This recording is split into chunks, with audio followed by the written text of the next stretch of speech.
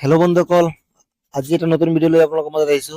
অমৃত বিশ্ব আন্দোলনৰ যিটো চাৰ্টিফিকেট আছে, চাৰ্টিফিকেটটোক কেনেকৈ ডাউনলোড কৰিব, সেই চাৰ্টিফিকেটৰ বিষয়ে যোৱাবাৰ আপোনালোকে যিটো এপ্লাই কৰিছিলে সেইটো এপ্লাইৰ চাৰ্টিফিকেট আপোনালোকে ডাউনলোড কৰিব পাৰিছে। তো এইবাৰ এই চাৰ্টিফিকেটৰ বিষয়টো আমি আলোচনা কৰিম, কেনেধৰণে কি হ'ব সেই আলোচনাটো আমি কৰিম।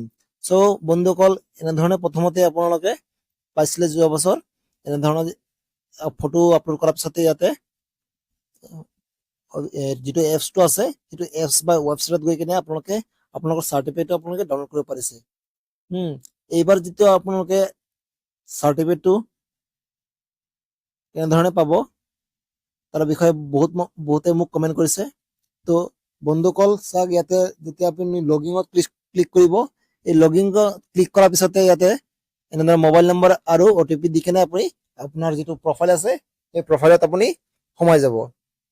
চ' বন্ধুসকল, যোৱাবাৰ ইয়াত ওপৰত ইয়াতে এটা অপশ্যন দিছিলে, সেই অপশ্যনত গৈ আপুনি আপোনাৰ মোবাইল নম্বৰৰ যোগেদি OTP যোগেদি আপুনি আপোনাৰ চাৰ্টিফিকেটটো ডাউনলোড কৰিব পাৰিব। কিন্তু এতিয়ালৈকে এইবাৰ 2024ত এতিয়ালৈকে কোনো ধৰণৰ অপশ্যন বৰ্তমান দিয়া নাই চাৰ্টিফিকেট ডাউনলোড কৰিবলৈ।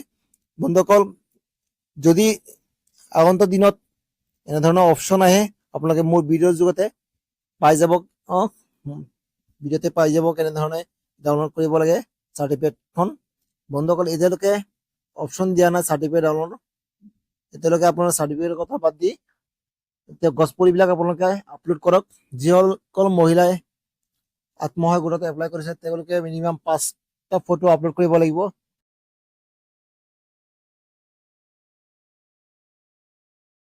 আত্মসহায়ক গোটৰ মহিলাসকলে 5টাকৈ GPS কেমেৰাৰ লগত ফটো মাৰি আপলোড কৰিব লাগিব। বন্ধুসকল, কেনেধৰণে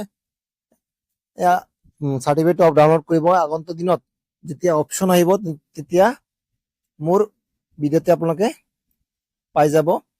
চ' এতিয়ালৈকে কোনো ধৰণৰ অফিচিয়েলি ইয়াতে দিয়া নাই কেনেধৰণে ডাউনলোড কৰিব চাৰ্টিফিকেটটো। চাওক, ইয়াতে ওপৰতে আগতে আছিলে অপশ্যন চাৰ্টিফিকেটটো কেনেধৰণে ডাউনলোড কৰিব লাগিব। এনেধৰণৰ চাৰ্টিফিকেটটো আহে, আপোনালোকে কেনেধৰণে ডাউনলোড কৰিব মই আগতে দি দিম। ভিডিঅ'টো চোৱাৰ বাবে বন্ধুসকল ধন্যবাদ থাকিল। আৰু যদি আপোনালোকে মোৰ ভিডিঅ'ত নতুন আহিছে তেন্তে ছাবস্ক্ৰাইব কৰিবলৈ, লাইক কৰিবলৈ, শ্বেয়াৰ কৰিবলৈ নাপাহৰিব। ধন্যবাদ।